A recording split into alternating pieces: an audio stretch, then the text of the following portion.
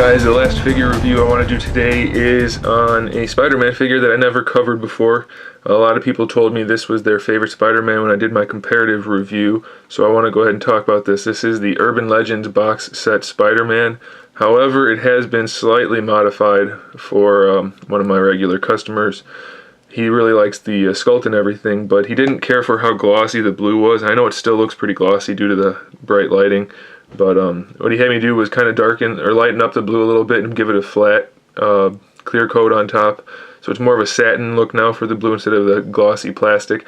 And then of course we had to change those ugly eyes, so I put on some McFarlane style Spider-Man eyes with some shading in there for the bottoms and around the black part. And I think the McFarlane style Spider-Man eyes are the best looking ones. So I'm really pleased with how this turned out. It looks great compared to the originals. I think the original eyes on this figure weren't very good. So I was more than happy to put these new eyes on for him. And I think it makes the figure look a lot better. Let's go ahead and get into the figure now, though, that we've mentioned all the custom bits.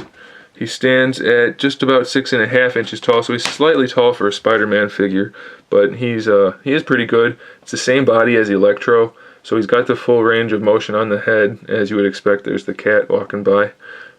He's got these cool shoulder joints, which don't have a great range of motion because they're pretty tight, but they are in there, and you can force them through.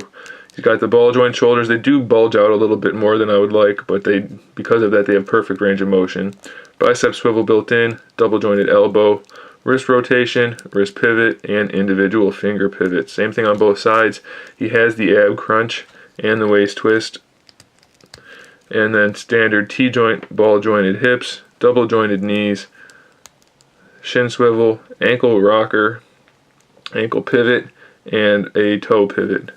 So overall, it's a really good figure. The only complaints I really have are the webbing is painted pretty poorly. It's not sculpted on like some of the other figures, so I like that, but I don't like the lack of quality in the paint app. I also don't like that most, if not all, of the joint pegs are red and painted, so the blue ends up coming off and not looking so great.